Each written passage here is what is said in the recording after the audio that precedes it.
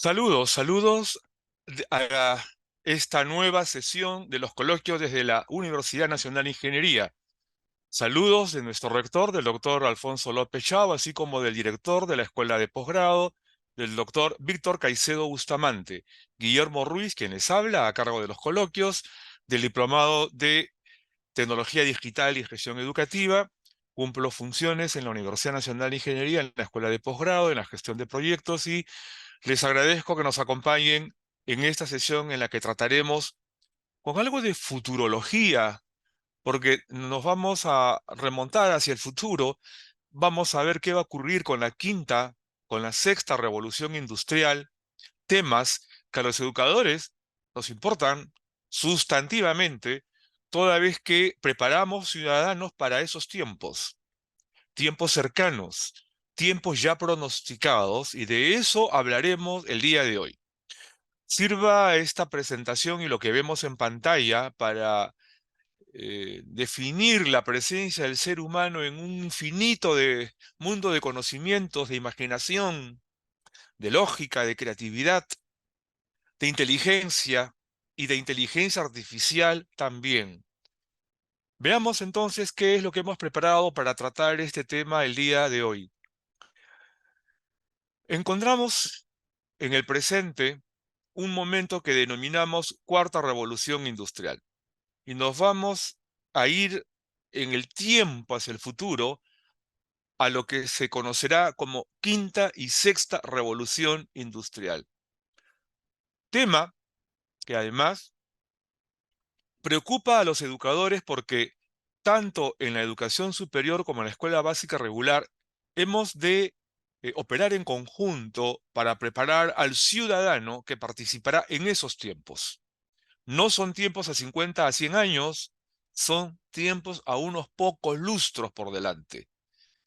Entonces, la razón que nos reúne es eso, formando al ciudadano, aún de la sociedad digital, pero vendrán otros momentos pronto y probablemente lo del digital tendrá que ser sustituido. Lo explicaremos. Quien les habla es un licenciado en educación con una maestría en ingeniería de sistemas, iniciado estudios de doctorado también en la misma especialidad, con una experiencia que ha logrado ser testigo y partícipe, protagonista en algunos casos de cambios que se han dado en la educación desde la época de la informática educativa, denominación que se le daba allá por los años 88 y en donde la Universidad Nacional de Ingeniería tuvo la oportunidad de preparar 300 profesores en un convenio con el Ministerio de Educación. En aquel entonces me tocó participar desde el Ministerio de Educación, en aquella época la Oficina de Desarrollo Magisterial, cuando entendíamos que este asunto de tecnología, de computadoras, tenía que empezar por los docentes. Y es algo en lo que hemos insistido desde la Universidad Nacional de Ingeniería, porque la mejor tecnología no se convierte en tal si es que acaso no hay una mente inteligente que la haga producir, ¿no? Las técnicas aplicadas en la producción para que se conviertan en tecnología requieren de profesionales, de personas que las sepan utilizar, que sepan obtener un provecho adecuado de esas técnicas aplicadas. Y en esa dirección, entonces, miraremos el futuro, entendiendo que no vamos a renunciar a nuestra naturaleza, entendiendo que la transformación más significativa que podemos apreciar en la naturaleza es la de los insectos, la abeja, entre otros. Más adelante voy a tratar nuevamente el por qué los insectos. Es algo que no va a desprenderse en la existencia de la humanidad, y también tendremos que hablar de la macrocompetencia ambiental. Pero entonces, hagamos un breve repaso. ¿Por qué llamamos a esto revolución industrial? La primera revolución industrial fue aquella que aconteció con la invención de la máquina a vapor.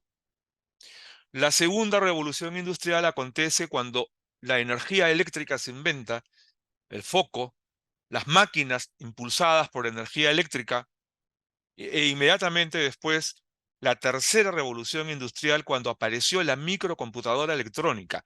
Ya había aparecido la gran computadora, los equipos mainframe, ¿no? Grandes computadoras que procesaban datos en la gran industria, en la banca, pero luego aparece la microcomputadora. Entonces, en ese momento hay un acontecimiento en donde el tratamiento de información está ya en el escritorio de las personas, en las oficinas, en los hogares.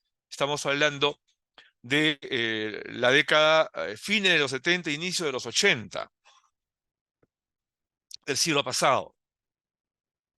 Y esto trajo como consecuencia un nuevo perfil empresarial que exigía con mayor rigor que el pensamiento inductivo sea visible en el comportamiento, en el desempeño de los profesionales, de los técnicos también. Y se exigía entonces el razonamiento sintético, que es un momento superior al razonamiento analítico, la relación del todo a la parte, ¿no? Y surge en la actividad empresarial la prevalencia de la función, ¿no? La función del hombre que produce, la función de la oficina, la función de la empresa, de los organismos, y aparecen los famosos manuales de organización y funciones. Un momento que se hace evidente hacia la década del 80, pero las grandes computadoras ya desde la década del 50 estaban operando. Entonces tenemos un suceso que va de la máquina a vapor, primera revolución industrial, a las máquinas impulsadas por energía eléctrica. Algunos recordarán los tranvías, Lima los tuvo, y esa fue la segunda revolución industrial. Y llegó inmediatamente después la computadora, y se hace más evidente esta tercera revolución industrial cuando la microcomputadora llega a los escritorios. Esa etapa terminó y llegamos a tiempos de la cuarta revolución industrial, que son los que estamos viviendo en este momento, pero que tiene características específicas, ¿no? Estos son los tiempos en que prevalece el valor de la información, de lo intangible, ¿no? La información, aquello que se procesa en las computadoras, los datos, no los tocamos, no los vemos, pero se evidencian gracias al software y gracias a que los equipos electrónicos tienen la propiedad de un monitor, de una pantalla, de un móvil, en donde podemos ver, leer o escuchar. En estos momentos nosotros nos vemos, nos escuchamos, gracias a la tecnología digital, a la conectividad, a la Internet, la integración de la información, y esto es pues signos de la cuarta revolución industrial. Y la función fue sustituida. Hoy día tiene más importancia el proceso y también la estrategia. Es decir, cómo alineamos el paso a paso de la actividad productiva, y esto es gestionado por una estrategia para generar resultados. Momentos entonces en que vivimos el tratamiento intensivo de información, ¿no? Quienes manejan un carro y quieren ir de un lugar a otro, acuden al móvil para que les diga cuál es la mejor ruta para llegar a su meta, ¿no? Quienes trabajamos con una computadora y buscamos información, recurrimos a Google y a todas aquellas plataformas que nos permiten acceso a información especializada. Los bancos interoperan y entonces podemos hacer transferencias bancarias desde nuestro móvil. A eso le denominamos la integración de la información, interoperabilidad. Y este es un momento en que aparece una nueva exigencia en el perfil empresarial, y es el pensamiento sistémico, el razonamiento experto o complejo, como lo menciona Morín, y la relación todo-todo. Ya esto es un cambio respecto de la tercera revolución industrial. Ahora le piden a los educadores que formemos mentes con esta característica, el pensamiento sistémico, cuyo anclaje viene a ser el razonamiento experto o complejo. Y en este escenario surgen tres teorías en un mismo ambiente: el produccionismo, el colaboracionismo y el conectivismo. Me voy a detener un instante en el produccionismo. Ustedes, con el que habla, estamos produciendo una suerte de intercambio de experiencias y de información que generará algunos conocimientos nuevos. Todos producimos en conjunto. Las redes permiten que se colabore en la producción unos con otros. Teletrabajo, ¿no? Telemedicina, teleeducación, teledetección. Estos términos son parte de este nuevo escenario denominado produccionismo. En las empresas, donde las personas que laboran intercambian datos permanentemente en las redes de las computadoras de las oficinas, están produciendo entre todos produccionismo. Y esto, que ya empezó a superarse, nos pone en la mirada de lo que se avecina, la quinta revolución industrial. Hace 6 años aproximadamente se publicaban los últimos pronósticos que la quinta revolución industrial llegaría en el 2050. Pero la pandemia que nos afectó a todos generó un cambio, una aceleración, y hoy en día todos los autores coinciden en que la quinta revolución industrial estará con nosotros en el 2035. Y este es el tema que ahora empezaremos a desarrollar con amplitud. Primero, lo que se ha pronosticado para la quinta revolución industrial, y luego veremos, minutos más adelante, lo que ya está previsto para la sexta revolución industrial. Y en esa dirección, ¿qué es lo que se avecina? Bueno, prevalecerá el valor de la productividad asistida por las tecnologías de la información. Permítanme detenerme para hacer algunas precisiones en los términos. ¿Qué es la productividad? Es más que producción. Es cuando la producción genera una renta. Y entonces ya podemos decir productividad. Esa renta puede ser dinero, puede ser nuevo conocimiento, resultados, un retorno. Y este concepto denominado entonces producir con un beneficio será y ya es asistido por las tecnologías de la información. ¿Y cuáles son las tecnologías de la información? Bueno, la electrónica, la computación, la informática, las comunicaciones, los sistemas. Y en el mundo de las comunicaciones está Internet hoy en día, ¿no? Todo lo que es la tecnología digital de conectividad. Entonces ahora ocurre que prevalecen los procesos, la estrategia y la gestión, pero que fundamentan el acto productivo. Es decir, todos aquellos que desarrollamos algún tipo de producción, tenemos que tener en cuenta el proceso, el alineamiento, el paso, uno, dos, tres, todo alineado, las distintas computadoras de los distintos escritorios de las distintas oficinas, no importando en qué país se encuentran entre sí, o en qué ministerio, en qué edificio, o en qué banco. Todo tiene que estar alineado, sujeto a un proceso en donde la estrategia prevalece porque se obtienen resultados dosificados, debidamente sistematizados, y en donde la gestión de cada quien y del colectivo son importantes. Y esto fundamenta el acto productivo. ¿Y qué es lo que se está pidiendo? Bueno, las investigaciones indican que para ese momento se va a requerir una mayor comprensión del acto de pensar y razonar. Todos pensamos, pero no todos razonamos de manera estructurada. Entonces, aquí viene la exigencia a los educadores: mayor lógica, mayor creatividad y mayor integralidad. Tres momentos diferenciados, ¿no?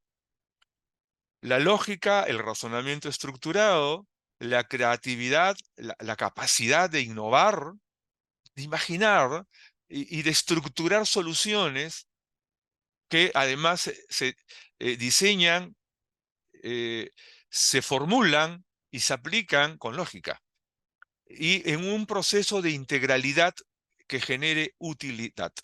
Esto es lo que se está pidiendo ya a los educadores porque los que están en la escuela el día de hoy vivirán el 2035, llegarán a la adultez, llegarán con su DNI nuevo en el 2035, ¿no? Entonces, es en ese sentido que hay una invocación a la educación contemporánea de superar el trance digital. El trance digital es la circunstancia actual en que dependemos de los equipos para tomar decisiones. Cuando los equipos proveen datos, pero las decisiones las toman los seres humanos, los profesionales debidamente preparados, los técnicos debidamente instruidos. Y superar entonces el trance digital implica actitudes y aptitudes. En el caso de las actitudes, implica que no vivamos dependientes del móvil, ¿no? Por ejemplo, nos absorbemos en el móvil, perdemos el contacto con la realidad y preferimos que la computadora nos diga los resultados y con la inteligencia artificial le encargamos al sistema que nos prepare el documento, que redacte, y eso no es correcto porque la originalidad, la ética, tienen que prevalecer. Sobre esto se está discutiendo bastante en los momentos actuales en distintos centros académicos, ambientes, incluso hasta los gobiernos. Incluso hasta se pidió en algún momento, meses atrás, que se suspenda el desarrollo de la inteligencia artificial, porque muchos se dieron cuenta que no estábamos preparados, ¿no? Que hay un factor de actitud y de aptitud que se tiene que fundamentar en los ciudadanos, ¿no? Y esto de trance digital tiene relación directa con la presencia de los hackers, de los fake news. Es decir, los defectos de los seres humanos llegaron a las redes. ¿Qué tenemos que hacer los educadores? Sí, pues, tenemos mucho por hacer. Tenemos que corregir esto. Y en el advenimiento de la quinta revolución industrial, en donde se va a exigir con mayor razón la lógica y la creatividad, la ética y la integralidad, entonces eh, dirán, los educadores no están haciendo su labor adecuadamente para esos tiempos. Y esos tiempos de la quinta revolución industrial comenzaron ya, porque los ciudadanos de esa época están en las aulas en este momento. Están en educación inicial, están en educación primaria, están en la universidad. Los ingenieros que la UNI promocione este año, que gradúe este año, van a tener 10 a 12 años de realización profesional, es decir, van a llegar al 2035 en el pico de su realización profesional. Y esto ocurrirá en todas las universidades del mundo. Y en aquellos países donde la madurez emocional no se ha fundamentado adecuadamente y la ética no es un factor visible en el comportamiento de los individuos, entonces no habremos hecho bien nuestra labor. La lógica y la creatividad siempre fueron invocadas a los educadores, hoy con mayor razón. Una lógica y una creatividad que asegure originalidad en los productos y ética en el comportamiento de la producción que se haga, que se realice, ¿no? Por eso el concepto de integralidad. Entonces, eh, hay mucho por hacer. En Perú hay una ley reciente, creada hace menos de 2 meses, que señala la inteligencia artificial como de interés nacional. Bueno, un paso interesante, pero eso es decirles a los educadores, ustedes tienen más trabajo. Un instante, quiero saludar a quienes nos están acompañando desde Ecuador, desde Venezuela, desde Argentina. Bienvenidos, gracias por compartir con nosotros, gracias por compartir hermanos continentales. Y este tema entonces tiene que ver con lo que hacemos en las universidades, con lo que hacemos en las escuelas, y este tema nos obliga a entender que tenemos que formar con nuevos componentes en el desempeño de las personas para que compitan adecuadamente en el escenario de la quinta revolución industrial. Este slide es el primero, vienen otros para explicar lo mismo, ¿ah? Me refiero a la quinta revolución industrial. Recién estamos empezando a tocar el tema. y anunciar que se viene la época del pensamiento vibracional, del razonamiento cuántico. ¡Qué novedad! Piaget nos había hablado del pensamiento deductivo, de la relación de la parte al todo, del razonamiento sintético. Luego Fester nos dijo, no, hay algo más, hay la relación todo-todo. Y está el razonamiento experto, que es el anclaje del pensamiento sistémico. Y que Morin dijo, sí, es correcto, pero a eso le vamos a llamar también razonamiento complejo. Y él define una suerte de pensamiento recursivo, la relación todo-todo, pero con especificación de aquellos elementos de utilidad. Y ahora ya se habla del pensamiento vibracional,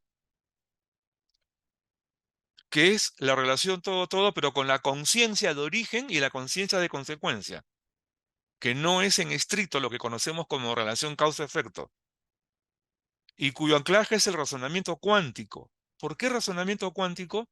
Me voy a referir a esto brevemente, y si alguien lo desea, le podemos enviar el video de este tema que se trató con amplitud hace 2 semanas en uno de estos coloquios. Porque el razonamiento cuántico tiene que ver con lo que se ha descubierto desde la física cuántica de la composición de las células, de las neuronas y las células, ¿no? La composición subatómica. Sí, se ha descubierto componentes más pequeños que el átomo. Dentro del átomo, neurones y protones, más pequeños aún. Nuevos componentes de la estructura de los seres vivos, de la estructura orgánica, de la estructura atómica de las células. Hemos llegado a descubrir componentes subatómicos, llamados quarks. Y esto nos ha llevado a reconocer el origen de muchos de los comportamientos que afectan a la humanidad. Recién se empieza a entender y ya se teoriza sobre el razonamiento cuántico.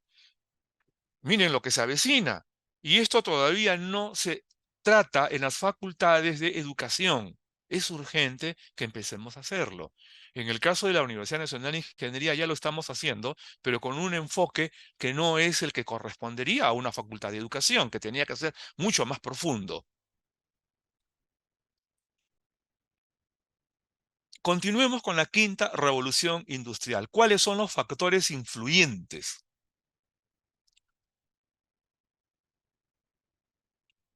Veamos. Primero, la neurología. Sí, pues. Eh, y junto con la neurología, la física cuántica. Estos dos componentes han influido en las cosas que estamos precisando. La neurología porque las redes neuronales ahora se comprenden mejor que tiempos atrás. ¿No? Hace 40 años se decía las neuronas mueren y no se regeneran. Hoy se sabe que sí se regeneran y que las neuronas tienen la plasticidad de sustituir funciones cerebrales en el supuesto de un defecto. Y la física cuántica que nos ha llevado a entender la potencialidad de la energía. Y la energía se produce, en el caso de los seres humanos, en su composición subatómica de las neuronas.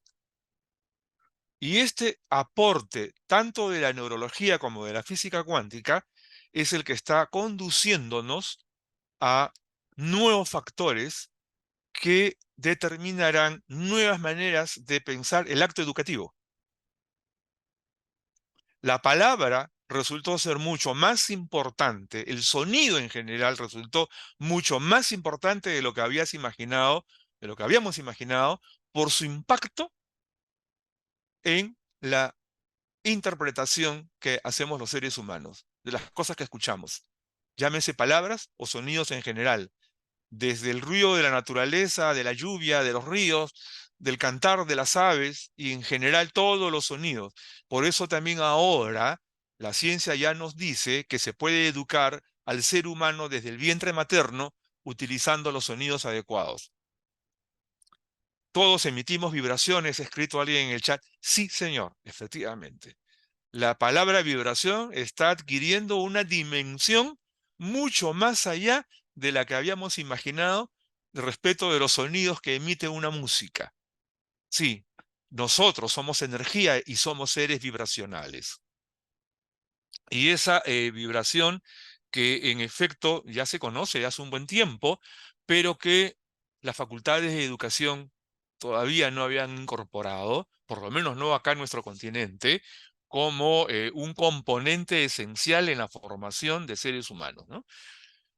En Europa ya lo están haciendo de distintas maneras, en otros países ya lo están haciendo. Pero veamos qué más nos ha traído este factor futurólogo de la quinta revolución industrial, porque todo está por hacerse, ¿ah? Lo que estamos anotando son las cosas que provienen de distintas disciplinas que ya ahora se conocen, pero que justamente pues recién se empiezan a entender y será propicio incorporarlas prontamente para preparar el escenario de la quinta revolución industrial prevista para el 2035. Entonces, un buen momento para observar algo más. A ver,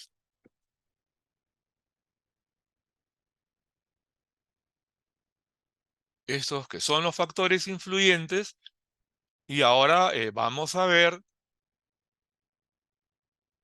siempre en el ámbito de la quinta revolución industrial, qué capacidades se piden para producir. Es decir, qué es lo que tenemos que formar los educadores. Formar qué capacidades, vamos a ensayar respuestas. Primero, la condición del conectivismo. ¿Qué es esto? Esto es una teoría que lanza un profesional, George Siemens, hace unos 15, 20 años. Él estuvo por Perú en el 2014, si no me equivoco. El conectivismo es la capacidad de actuar en conexión, primero las redes neuronales. El primer factor de conectivismo somos nosotros mismos al interior del cerebro, las redes neuronales, en cuanto las podemos em, entrenar, estimular, para que haya mayores conexiones sinápticas y mayores espacios interconectados. Eso significaría mayores capacidades para aprender, para imaginar, para crear.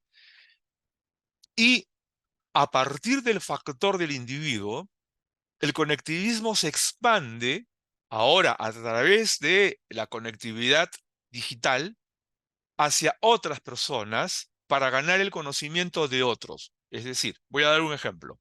En estos momentos a Guillermo Ruiz le acaban de encargar que genere un documento sobre física cuántica en relación a los componentes llamados quarks. Oigan, pero yo no tengo ese conocimiento. ¿Para qué dije eso? Quiere decir que no estoy ya en el mundo del conectivismo. ¿Qué tendría que haber dicho? Muy bien, voy a buscar en las redes a los profesionales que sí tienen el conocimiento y voy a contactarme con ellos para aprender de ellos. Entonces, el conectivismo tiene dos momentos. Al interior del individuo tenemos nosotros que estimular las capacidades neuronales de nuestros estudiantes y prepararlos en la actitud, luego de producir nuevos conocimientos buscando a quienes lo tienen en el caso que ellos no lo tengan. Este tipo de gestión del conocimiento, de sistematización de los aprendizajes, es lo que se ha venido a denominar el conectivismo, que para los tiempos de la quinta revolución industrial tendrán que ser formas naturales de actuar en la producción. Ya empezó, ya se conoce, ya se teorizó, ya está en la práctica, pero vean ustedes la dimensión que va a adquirir. ¿Y de quién dependerá? De los educadores. Pero hay algo más, ¿no? Ese colaboracionismo que citamos anteriormente y esa capacidad de actuar, ya acá viene el componente aptitudinal, ¿no? También actitudinal, pero aptitudinal en el sentido que lo que conozco está a disposición de otros. Es decir, ya vamos a superar aquella época que esto es mío. Mi conocimiento, mi pelota, mi computadora. No, no, no, no. El conocimiento. El conocimiento es de todos. Y en la medida que se colabora compartiéndolo, generamos mayores redes de gestión del conocimiento.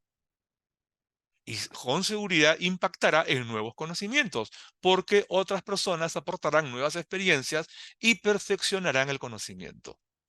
A eso denominamos, en esencia, el colaboracionismo. Entonces aquí hay una suerte de cualidades que deberá tener el hombre que produzca, hombre y mujer que produzcan en el momento de la quinta revolución industrial, en lo que llamaremos la dualidad actitud-aptitudinal, conectivismo, colaboracionismo.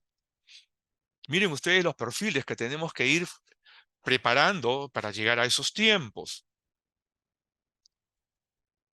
Entonces, ya tenemos aquí dos términos relacionados a la capacidad para producir.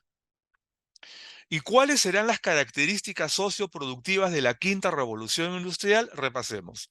Esto proviene de distintos autores, lo que hemos hecho es compilarlo y ofrecérselo a ustedes, ¿no? Primero, los cobots que ya están en actividad plena, ¿no? Ustedes llaman por teléfono a una empresa y les contesta un cobot, ¿no? Un podcast ahí que eh, está preparado para preguntas más frecuentes, o ustedes toman el móvil y le piden al móvil, le dicen al móvil, búscame un taxi, y los aplicativos se encargan de hacerlo. Todo eso ya es el mundo de la inteligencia artificial. Y ojo, que estamos viviendo en estos momentos los tiempos que se llama inteligencia artificial de baja intensidad o inteligencia artificial débil. Ya viene la inteligencia artificial de alta intensidad, o denominada por otros la inteligencia artificial fuerte, que algunos elementos ya están dando vueltas en algunas empresas, pero todavía eh, no ha llegado aún a convertirse en ah, una aplicación generalizada, pero ya nos estamos preparando para eso, ¿no? El Internet de las cosas en buena cuenta ya responde a una inteligencia artificial de alta intensidad. Pero todavía estamos en los preámbulos, todavía estamos en los primeros momentos, ¿no? Todavía no se ha generalizado, ya existe en algunas empresas, en algunas ciudades, en donde hay sensórica para detección eh, de elementos nocivos en los depósitos de basura, por ejemplo, ¿no? Eso en algunas ciudades españolas, en Europa en general ya existe, ¿no? Eh, pero no está todavía en todas las ciudades del mundo. Por lo menos en América del Sur todavía no lo he visto. No sé si en Brasil habrá, pero en Europa sí lo he visto. Ya existen estos sensores remotos que permiten detectar olores que corresponden a sustancias nocivas que pueden ser dañinas a la respiración del ser humano e inmediatamente envían a eliminarlas, ¿no? Pues la inteligencia artificial, el Internet de las cosas, que es uno de los temas, de los capítulos, uno de los componentes, va a llegar a ser también de alta intensidad. Les voy a agradecer que vean en el chat el, el formato de inscripción para luego poder remitirles el certificado de participación. Y luego les voy a decir para qué dos cosas más va a servir su registro. Veamos, ¿qué más? ¿Qué más? ¿Qué otras características socioproductivas se observarán intensamente durante la quinta revolución industrial? Bueno, llegará el blockchain. Blockchain ya funciona, ya existe, pero intensamente se va a vivir durante la quinta revolución industrial. Cadena de bloques, ¿no? Estos son anglicismos. Hemos llegado también a un tiempo en que hay mucha influencia de anglicismos. Blockchain es uno de ellos. Cadena de bloques significa componentes de un sistema de información de respaldo. Eh, el primer punto de acceso del usuario es el punto A, pero el punto A tiene un respaldo en B, B en C, C en D, y de esa manera es muy difícil hacer fraudes, por ejemplo, ¿no? O que no haya evidencia de información utilizada por el usuario. Entonces, esto ya está disponible, ya es una tecnología que madura cada vez más, que ya la están utilizando en los bancos, muchos gobiernos, las grandes corporaciones, y esto va a llegar a ser utilizado, tengan la seguridad desde el móvil de cada quien. Esto ya está, y esto salvaguardará la autenticidad de los datos, tanto de las personas naturales como de las personas jurídicas. Otro anglicismo es el crowdfunding, ¿no? Que ya llegó también. Este anglicismo se refiere al financiamiento colectivo. Hay empresas que ya lo están haciendo. Esto incluso permite movilizar fondos transfrontera, ¿no? Hay inversiones de crowdfunding en varios países y en el caso de América del Sur también ya hay varias iniciativas de esta naturaleza, incluso en Perú ya tenemos una iniciativa de ese tipo. Acá ya se ha dado incluso un decreto de urgencia al 013 del año 2020, el 23 de febrero del 2020, que fue la primera ley de regulación de esta innovación. Ya tenemos avances, pero estas bases, estos primeros momentos, van a dar lugar a que a los próximos 12, 15 años, esto se convierta en algo generalizado. Sí, es necesario que esto madure, que es necesario que esto sea tratado con mucha seriedad. Alguien acaba de escribir que lo están manoseando, es verdad. Es parte del trance digital, es parte de lo que tenemos que superar, es parte de lo que los educadores, tenemos que ir construyendo en las actitudes de los ciudadanos para esos tiempos, porque en estos tiempos hay quienes malusan la tecnología. La tecnología no es ni mala ni buena, es neutra. Somos nosotros quienes la convertimos en buena o la convertimos en mala, ¿no? Esto va a dar lugar también a modificaciones en el ámbito del derecho, evidentemente, ¿no? En la legislación, va a dar lugar a la bioética con mayor intensidad.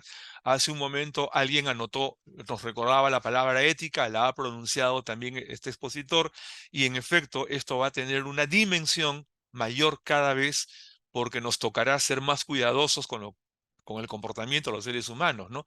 Pero no hay una ética únicamente en función de lo que es el comportamiento, sino hay una bioética. ¿Por qué una bioética? ¿Por qué una ética de la vida? Porque llegará ya con la manipulación del genoma, pedido de hijos a medida. Yo quiero que mis hijos tengan ojos azules. Lo van a poder hacer. Esto ya se ha hecho, ¿no? Pero hay todavía algunas regulaciones y algunas cautelas que tomar para que esto se convierta en algo generalizado. Por eso es que ya estamos hablando de bioética y ya hay que preparar en bioética a los ciudadanos para que actúen formalmente en ese escenario de la quinta revolución industrial. Eh, Miren ustedes la cantidad de cosas que se avecinan, ¿no? Y la ciencia de datos. Hará 25 años, en el caso peruano, se habló del derecho informático. Desde España y en Brasil, que fue el primer país que en América del Sur eh, definió el habeas data, por ejemplo, que es la protección de datos o la recuperación de datos de las personas. Luego en la Constitución del 93, en el caso peruano, se articuló en el numeral 200 de la Constitución el habeas data, y ya eso fue lugar o dio motivo a que se migrara del concepto de derecho informático al concepto de ciencia de datos hoy en día. La protección de datos de las personas naturales y las personas jurídicas, de todos. La protección de datos de las nóminas de los estudiantes. Ojo, que tenemos casos de fraude de nóminas hechas por estudiantes muy ingeniosos que han ingresado a las bases de datos de las universidades, ¿no? De los colegios. Es necesario cumplir con la normatividad vigente y establecer mecanismos de protección de datos en todas las instituciones educativas, en todas, de todos los tamaños. Y es necesario entonces que tengamos profesionales que se encarguen de esto, ¿no? Y la ciencia de datos, que así se le denomina ahora, que es un componente del derecho, tendrá que ser una ciencia de datos comparada. porque hay muchos casos que son transfrontera, ¿no? En el manejo de fondos, por ejemplo. Entonces, el derecho comparado tendrá que articularse en esta ciencia de datos comparada, en donde los países hagan convenios y hagan el tratamiento de la protección de los datos en conjunto, en grandes convenios internacionales. Eso se avecina, ya se empezó, ya se están dando los primeros pasos en esa dirección. Y ahora con el impacto de la inteligencia artificial, pues muchas facultades de derecho se han dado cuenta de lo urgente que es entrar en este tema, aprenderlo, sí, pues ciberseguridad y tratarlo con la profundidad que esto obliga y construir el nuevo escenario de la sociedad de la quinta revolución industrial, donde todos asumamos conciencia de estos hechos.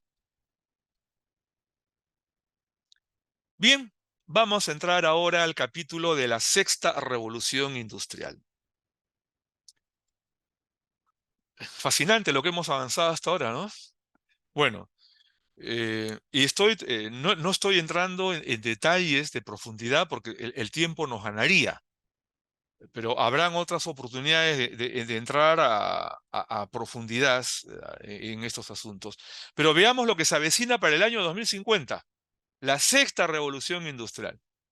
A comienzos de este siglo, los autores decían que la sexta revolución industrial llegaría por el 2080, que no la vamos a ver, pero hay necesidad de prepararse. Sin embargo, todo cambió, todo se aceleró.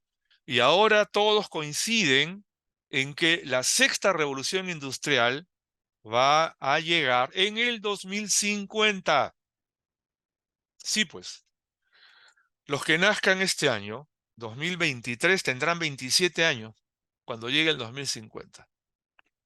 Los que están en primer grado de las escuelas tienen aproximadamente 7 años ahora, ¿no? En 23 años más tendrán 30.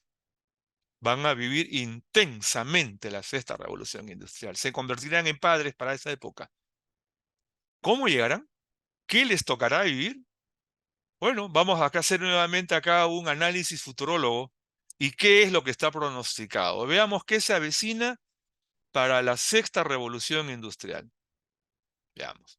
En primer lugar, prevalecerá el valor de la producción personalizada, neural, y la conectómica adquirirá mayor dimensión. Ya existe, por si acaso, esta disciplina que tiene aproximadamente 10 a 12 años de antigüedad. La conectómica es una disciplina que surge de los avances de la electrónica y del mapeo del cerebro humano. Ya se puede mapear totalmente el cerebro humano y lo que se ha descubierto ahora es que aún con el avance de los equipos para mapear, cada día se descubren nuevos modos de interrelación neuronal y están sorprendidos los científicos que recién hemos empezado a comprender qué cosa es una red neural en el ser humano.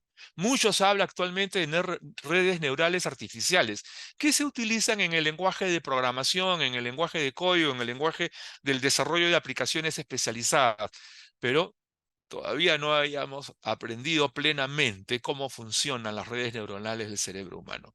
Y menos aún ahora que gracias a la cuántica, ¿no?, hemos descubierto la composición subatómica de las neuronas. Entonces, esta convergencia ha dado lugar a esta disciplina llamada conectómica y en algunos lugares donde ya se está experimentando, los estudiantes son mapeados a las 8 de la mañana, van a los estímulos de aprendizaje y los remapean a las 12 del día y entonces se descubre cuáles son las intensidades de actividad eléctrica y empiezan a descubrir los distintos ritmos, pero esta vez ya no como una teoría del aprendizaje, sino como un mapeo del coeficiente cerebral. Ojo con la frase, coeficiente cerebral, así se denomina. Esto tendrá que ser un instrumento cotidiano de Esto los todo educadores. indica en la distribución del alumnado, tanto en el sector urbano como el rural. Mm, El sector urbano concentra a el ver, 83% de la población estudiantil y el rural sí. el 17%. Bueno, pero eso de los volúmenes de las poblaciones estamos viéndolo hoy. Entonces tenemos que prepararnos porque hay muchas cosas que se tienen que superar. Esa es la razón de este coloquio, ¿no? O sea, todos los diagnósticos que conocemos tienen que superarse. ¿Quién lo va a hacer? Nosotros. No necesitamos de los gobiernos para que eso se haga. Eso es responsabilidad de de los educadores. Y con relación a la controversia con la religión, permítanme decirles algo.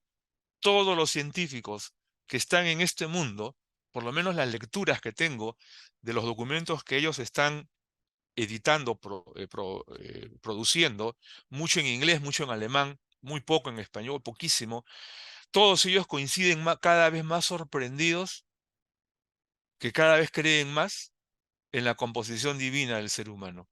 Pero esto lo vamos a dejar para otro día, para otro coloquio. Los agnósticos tendrán que leer lo que se está descubriendo en la construcción de los seres humanos. Bueno, pero veamos, continuemos.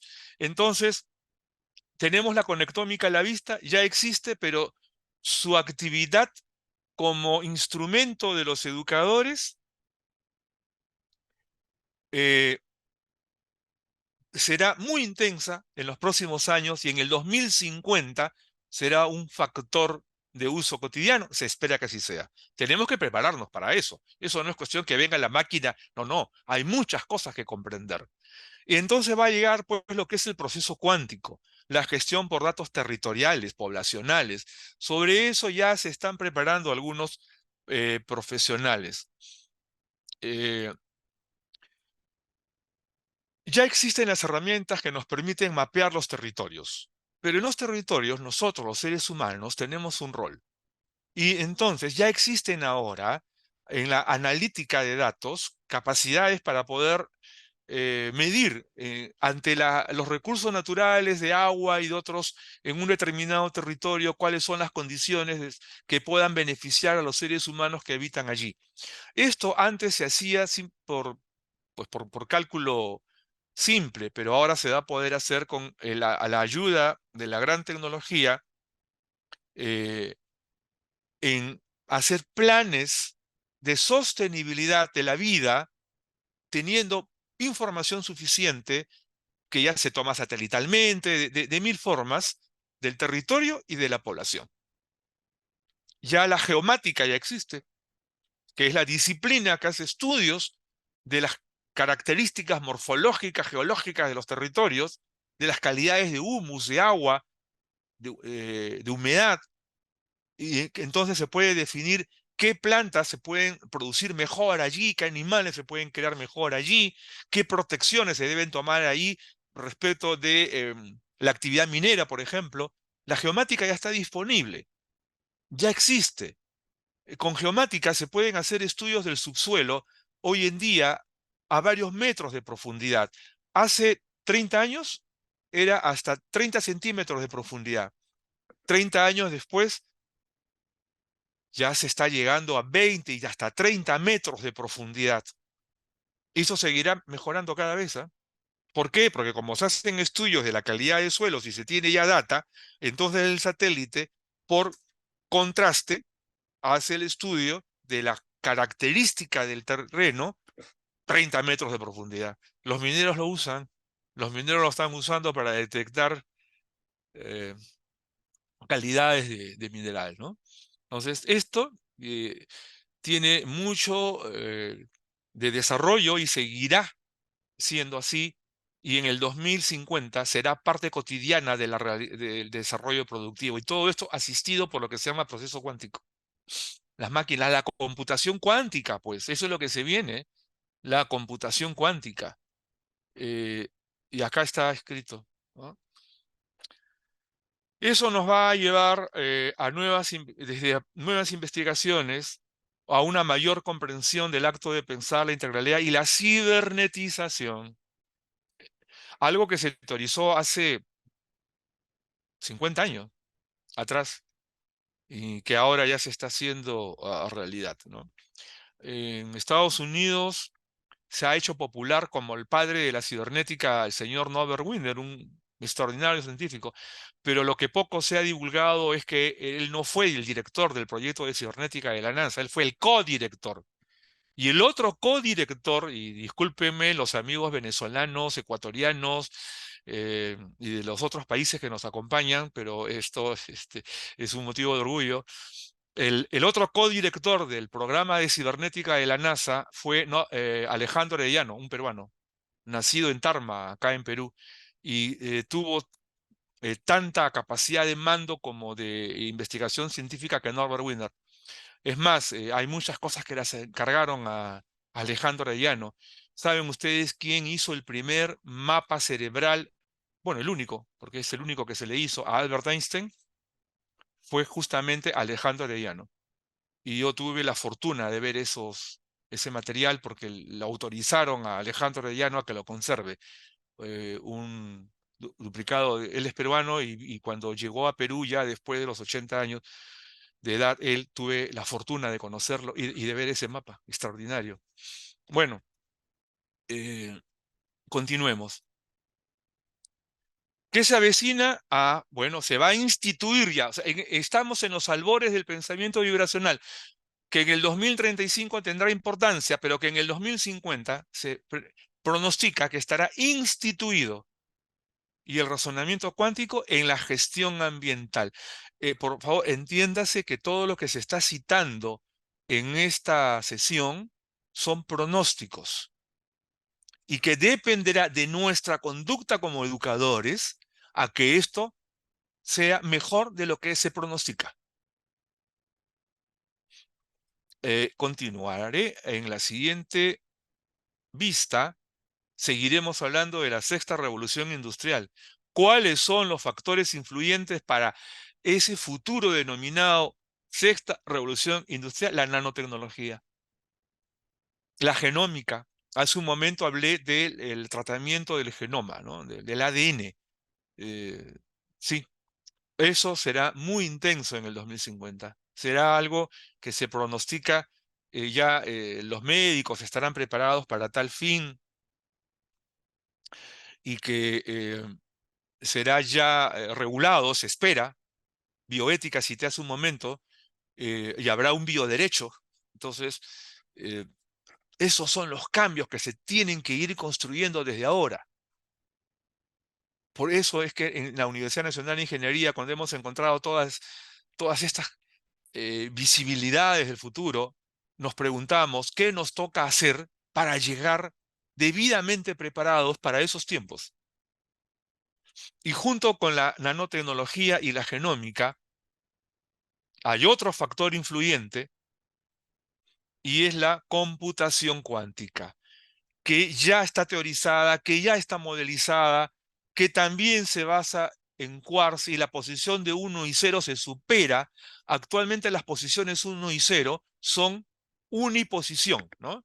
En la construcción de los sistemas de información de los lenguajes de programación. La posición 1 equivale a 1 y la posición 0 equivale también a 1, ¿no? Pero con la computación cuántica, a cada una de estas unidades se le va a poder facultar de otro árbol de subunidades, lo cual va a provocar que la velocidad de procesamiento y la capacidad del volumen a procesar va a ser exponencialmente mucho más importante de lo que ahora se conoce. O sea, fíjense ustedes que con lo que ahora se conoce, vean la inteligencia artificial. ¿Qué ocurrirá dentro de 23 años cuando la computación cuántica esté en las manos de todos? Preparémonos, preparémonos, es la gran palabra, el gran reto que nos corresponde, ¿no? Entonces, ya estamos vislumbrando que los factores influyentes hacia la sexta revolución industrial son la nanotecnología, la genómica y la computación cuántica. ¿Y cuáles serán las capacidades para producir de los ciudadanos de esos tiempos? Aquí viene algo que a nosotros nos toca evaluar, evaluar y mejorar, y prepararnos desde ahora para esos tiempos, porque esas capacidades tendrán que ver, primeramente, con el energetismo. Alguien anotó hace un momento que somos energía, sí, pues, y está adquiriendo la dimensión que no habíamos previsto en tiempos anteriores. Hay muchos diagnósticos al respecto, hay mucha literatura, pero algunos hasta la consideran pseudociencia. Bueno, eso está cambiando. Y ya se prevé que el energentismo, o sea, esa condición humana de producir energía, esa condición vibracional de nuestras neuronas desde la composición subatómica, ahora se comprendió que esa composición subatómica de las neuronas generan oscilaciones y desde allí surge la actividad eléctrica del cerebro. Son el gran dínamo. Entonces, toda la energía que producimos, somos seres de energía, ahora se está comprendiendo mejor y se le está dando una mayor dimensionalidad. Ya no es solamente dimensionalidad, es multidimensionalidad. Y esto es lo que debemos, profesores, ingenieros, a todos los que nos están escuchando, que esto nos toca a nosotros tener muy en claro y empezar a trabajar. Que si en tiempos anteriores no se hizo, ahora ya es inevitable conocerlo. Hay demasiada literatura circulando. Hay demasiadas corrientes de opinión y grupos de científicos tratando este tema. Es imposible acallarlos. Y la otra capacidad para producir para esos tiempos serán las organizaciones exponenciales. Hoy en día hablamos de organizaciones. Bueno, se hablaba de organizaciones hasta hace unos 40 años y después se empezó a hablar de organizaciones colectivas y luego con el término colaboracionismo, produccionismo, conectivismo, que es lo que estamos preparando para la quinta revolución industrial, daremos un nuevo salto a lo que se llamará organizaciones exponenciales. ¿Por qué? Porque se avecinan nuevos componentes durante esos tiempos, ¿no? El tema de la energía con la computación cuántica va a ser algo que se convertirá en un tratamiento de grandes procesos de datos, ¿no? Ya llegará la Big Data del capital humano, que tenemos que empezar a trabajarla los educadores de hoy. Tenemos que establecer las bases. Probablemente no lo veamos produciendo, pero tenemos que empezar a desarrollarla. Y llegará esa gestión territorial para todo tipo de productividad asistida por la computación cuántica, el tratamiento del agua, la conservación, su conservación, el acceso a esta, sistemas para diagnosticar enfermedades, la sensórica humana, ojo, esto de sensórica humana no es nuevo, pero visto por educadores, casualmente discípulos de Piaget, Fester, ¿no? Fester es considerado el padre de la estimulación temprana, así lo consideran en Europa, y él nos habla de la sensórica humana, pero el enfoque de sensórica humana de Fester es el ser humano, es decir, nuestros sensores. Y él nos dice, el ser humano tiene un solo sentido, no tenía cinco. Ese único sentido se llama tacto. Pero tenemos sensores especializados para tocar la luz, los fotones. Sensores especializados para tocar las ondas sonoras, ¿no? Para oír. Sensores especializados para percibir las moléculas que hay en el aire, en el ambiente, y poder olfatear. Y el cerebro interpreta. O sea, tocamos las partículas que hay en el aire, tocamos las ondas sonoras, tocamos los fotones. Y evidentemente las papilas gustativas funcionan solamente si y solo si tocamos el sabor de aquello que nos llevamos a la boca, ¿no? Y la piel es tacto, pues, ¿no? O sea, resulta que el único sentido que tenemos los seres humanos es el tacto, con sensores especializados para poder tocar fotones, ondas sonoras y las partículas que hay en el aire. Y esto que ya se trabaja en las escuelas europeas, japonesas, acá por Perú por lo menos, todavía no se enseña, ¿no?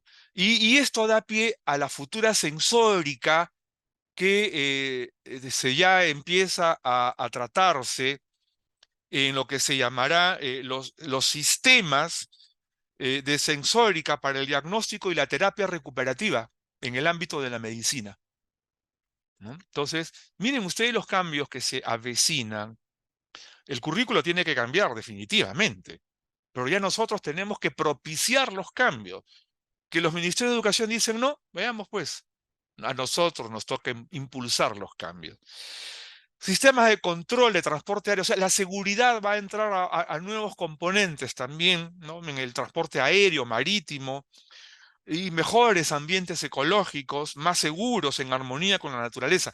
Acá me detengo un instante para hablar de la macrocompetencia ambiental. A ver, se define en estos momentos que hay 4 macrocompetencias. La digital es una de ellas. La otra es la ambiental y la otra es la funcional. Estas 3 competencias tienen que ver con las aptitudes del ser humano. Y la macrocompetencia valorativa, que tiene que ver con las actitudes del ser humano. Y estas 4 macrocompetencias abarcan todas esas otras competencias que hoy en día los currículos tienen definidas. Pero hoy en día, si un científico no tiene clara la competencia digital, no se comporta con competencia digital, con competencia funcional, con competencia ambiental, con competencia valorativa, está fuera de época. Pero también eso se lo tenemos que pedir a un técnico, a un campesino, porque hoy en día un técnico que labora en un avión es una computadora con alas, un carro es una computadora con llantas, y en el campo ya existen sensores para detectar la calidad de los humos de las tierras, de la humedad. En el caso peruano ya hacemos teledetección remota y estamos vigilando el, el cultivo de café, por ejemplo, en varios territorios. Ya lo estamos haciendo. Desde Lima, por cierto, pero los sensores están en los valles de producción de café y los equipos de control están en Lima. Teledetección remota para aplicaciones agrarias. En muchos países ya se hace. ¿Ah? O sea, lo que estamos haciendo en Perú eh, ya está funcionando bien, pero esto se va a generalizar. Esto cada vez va a ser más amplio y los campesinos van a aprender a usarlo, tengan la seguridad. Porque los grandes compradores de productos agrícolas hacen vigilancia satelital, ya lo están haciendo, ¿ah? Por si acaso, ya lo están haciendo. Entonces, todo lo que es control sanitario planetario va a entrar a otra dimensión, lo que se avecina, ¿no? Y el control y detección de insectos. Acá viene la parte que al principio anuncié, la insectología. Vamos a verlo. A ver. Entonces tenemos aquí energetismo y las organizaciones exponenciales, que es lo que se avecina en los ambientes de producción para la época de la sexta revolución industrial. ¿Y cuáles van a ser las características socioproductivas de esos tiempos? La gestión territorial fundamental, gracias a la sensórica. Ahora hablamos de Internet de las cosas, luego vamos a hablar del Internet de los recursos naturales. Y la geomática, ¿m? Sensores especializados para el control de los territorios, ¿no? Pero no es lo único. La sensórica ambiental es lo que se avecina. La insectología. Tenemos que cuidar a los insectos. Ellos son los que polinizan. Ellos son los que favorecen la conservación de los grandes sistemas ambientales. Comprobado y previsto por la ciencia, nos dicen, cuidemos a los insectos. Espantemos a las moscas si desean de los ambientes donde consumimos alimentos, pero también son importantes en la conservación del medio ambiente, ¿eh? Del ambiente, ¿no? La insectología va a tomar una dimensión de suma importancia en los tiempos próximos. Ya la tomó, pero la amplitud con que se va a desarrollar en los tiempos próximos es lo que nos interesa. La amplitud con que tendremos que tratar este componente como parte de la macrocompetencia ambiental, lo que va a dar lugar a la biotecnología y lo que va a dar lugar al hipercontrol automatizado. Tema debatible, tema en el que los educadores tenemos mucho que hacer para preparar esos tiempos. Las películas de futurología presentan al hipercontrol automatizado como una cuestión negativa.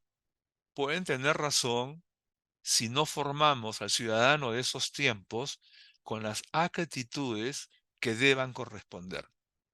Tenemos que educar actitudes positivas, entendiendo la vibración neuronal. Explico un poco más. Y lo voy a explicar con un ejemplo de la vida real. Una señora, esposa de un militar, vienen y le dan la noticia de esta manera: fulana, tienes que ser fuerte con lo que te voy a decir. Y la señora se desmaya, porque claro, como su esposo es militar y le hablan de esa manera, y su esposo está en un territorio inseguro, la mujer, con la impresión, el efecto de la palabra, sufrió un desmayo porque entró en una crisis, en un pánico, ante la noticia grave que le podrían dar. Cuando por fin la señora se recuperó, pues resulta que no era el esposo, sino el compadre, que había sufrido un accidente. Miren ustedes, este hecho de la vida real, que ustedes lo podrán mejorar con otros ejemplos que acontecen en el día a día, ¿qué importancia tiene para los educadores? Porque el impacto neuronal, estímulo, ¿no?, es sumamente importante en el acto de comunicar, en el acto de enseñar, en el estímulo de los aprendizajes, comprendiendo mejor el formato vibracional de las neuronas. Porque allí se entendió ahora que esas impresiones quedan selladas en el cerebro y generan actitudes, generan comportamientos, ¿no? Así que la psicología de la Gestalt tiene ahora mucho más importancia de lo que aconteció cuando sus autores la crearon hace 60, 80 años, ¿no? Entonces, a los educadores nos toca tomar las precauciones que correspondan para los tiempos que se avecinan. No son tiempos para dentro de 100 años, son tiempos, en el caso de la sexta revolución industrial, para apenas dentro de 27 años, apenas. Por ahora, por ahora, concentrémonos en la transformación y en la educación digital. Ese es tiempo actual, pero esta transformación significa mirando el futuro. Esta transformación significa preparando las condiciones. Esta transformación significa que si bien hoy el producto es el ciudadano digital, el producto dentro de apenas 15 años más es el ciudadano del preámbulo de la cibernetización, de la sociedad cuántica, 2050. Tenemos que empezar a trabajar en esa dirección. Entonces, este proceso de transformación que se ha iniciado está en manos de nosotros, de los educadores. Y va a depender de lo que hagamos, la eficiencia con que integremos a los futuros ciudadanos a los sistemas de información y esencialmente al cambio cultural, pero también al cambio organizacional, que son los grandes cambios que se avecinan y cuya comprensión empezamos a vislumbrarla, pero otra cosa será vivirla. Nuestros hijos, nuestros nietos la van a vivir intensamente, ¿no? Esos son los nuevos tiempos que se avecinan. Entonces, este es un momento para hablar del cambio que estamos viviendo en las aulas. Esta es una foto de un aula construida en el 2020 y esta es una imagen de las aulas que se avecinan, porque ya apareció la computadora holográfica de luz, ya apareció. Eh, Google ya hizo en varios países el gran anuncio de sus plataformas de inteligencia artificial, nuevos espacios, nuevos modelos para la educación y para la producción. Y algo que nos interesa desde la Universidad Nacional de Ingeniería es esta pregunta: ¿por qué especializarse ahora en tecnología digital y gestión educativa? Que es un diplomado que da la Universidad Nacional de Ingeniería, que lo estamos trabajando ya encaminados en la cuarta promoción, tercera y cuarta promoción. Ya hay 2 promociones que han egresado, pero nos damos cuenta que nuestra labor es muy pequeña frente a los grandes cambios que se avecinan. Invitamos a las universidades a hacer esfuerzos en esta dirección, porque a nosotros, a las universidades, nos toca superar los trances que ahora se viven y preparar condiciones mejores para los tiempos inmediatos. Y en nuestro caso, este diplomado que ofrece la Universidad Nacional de Ingeniería enseña todas las cosas que hemos estado citando el día de hoy. Allí les dejo nuevamente el enlace para que se registren, porque si alguien lo desea, le vamos a enviar también más información de este tema. Quiero concluir recogiendo algunas opiniones de ustedes. ¿Qué es la competencia digital? A ver, ayúdenme a obtener algunas respuestas, ¿no?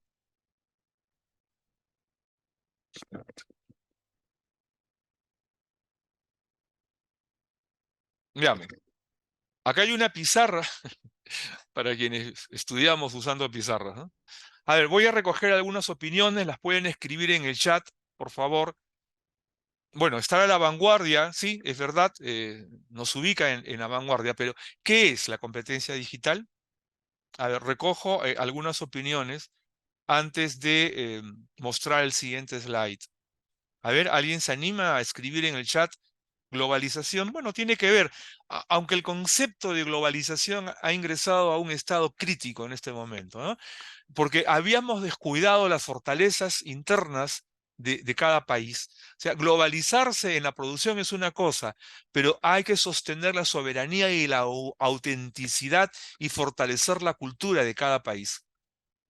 Permitir a los estudiantes que tengan pensamiento crítico. A ver, lo voy a colocar en la pizarra, lo recojo del chat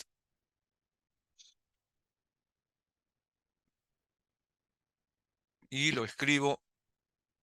Ahí está. Esto lo acaban de colocar en el chat. A ver, probablemente por la rapidez han escrito así. Acá lo corregimos, ya está. ¿Alguien más? A ver, voy a recoger. Ajá.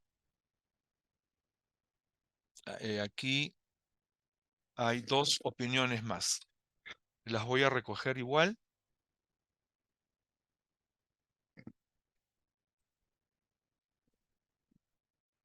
Hay una más, la voy a traer. Ujú. Sí.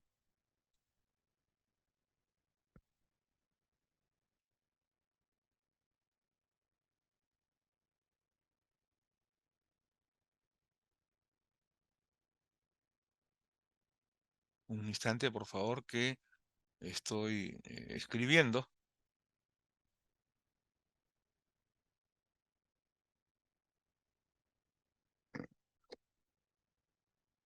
Esta es... mm, a ver, se perdió la copia. Un momentito. Chat. am,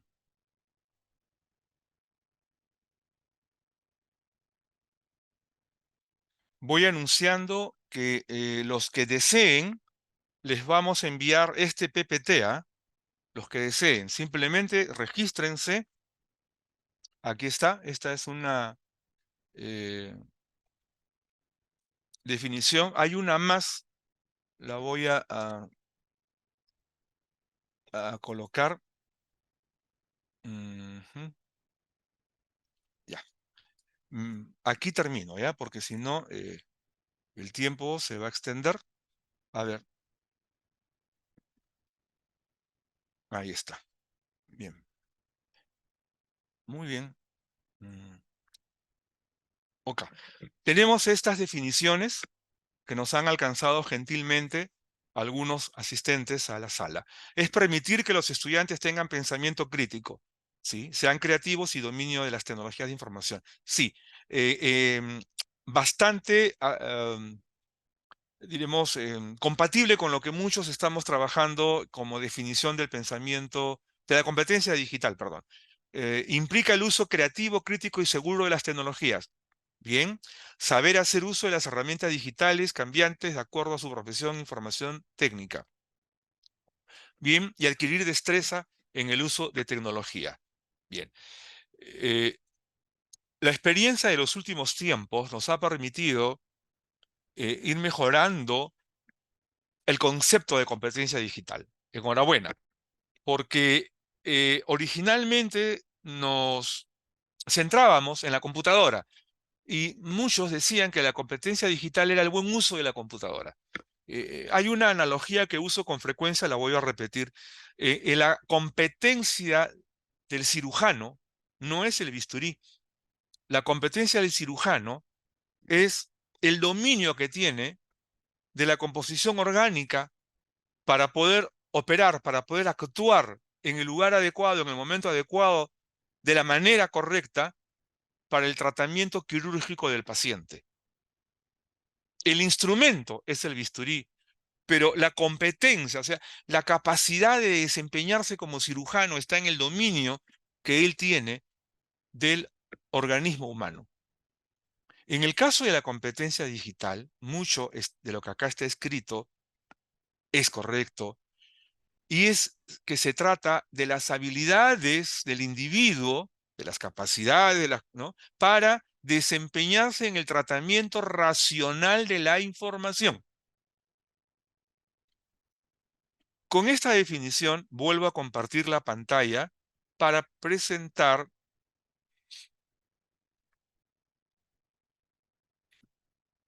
nuevamente. Esta pizarra es lo que ustedes han aportado, y miren ustedes la buena relación que tiene con la definición de la UNESCO. Ellos se refieren en genérico a la ciudadanía digital como un conjunto de habilidades, dice ahí: acceder, recuperar, comprender, evaluar, utilizar, crear y compartir información y medios en todos los formatos, utilizando varias herramientas, de manera crítica, ética y forma eficaz. Esta es la definición de la UNESCO. En esta definición tenemos una pequeña disquisición lingüística, o grande podría ser, con el verbo acceder, ¿no? Porque la Real Academia Española no ha aprobado ese verbo, no existe, es acceso, ¿no? En fin, pero bueno,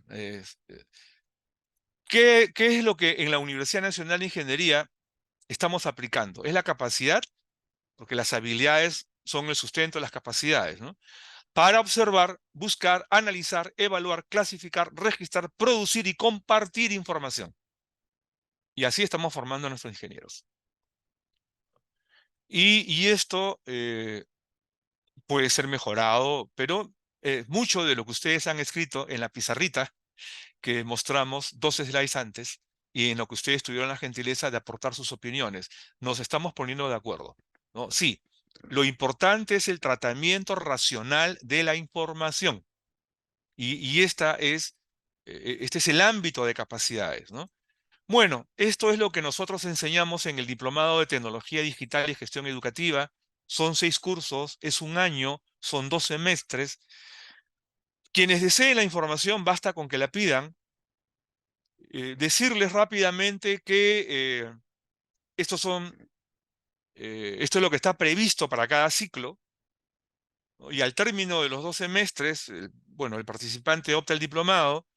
Pero en el primer ciclo van a identificar la disponibilidad de la tecnología digital para dar soporte al proceso educativo, y en el segundo ciclo van a evaluar y ejercitar, o sea, van a producir la aplicabilidad de la tecnología digital. Entre otros temas, van a aprender a utilizar herramientas de inteligencia artificial, pero también se les enseña los neurotransmisores y su origen de producción, la composición del cerebro, la mielina del cerebro, los minerales que influyen en su mejor composición. O sea, es un diplomado con bases neuro, psicopedagógicas y de ingeniería. Y claro, también aplicado a la gestión educativa. Bien, muchas gracias a todos los que nos han acompañado. Gracias por sus opiniones. Acá les voy a dejar algunos teléfonos, algunos correos. Por favor, escriban allí pidiendo este PPT, pidiendo información si desean sobre el diplomado en Tecnología Digital y Gestión Educativa.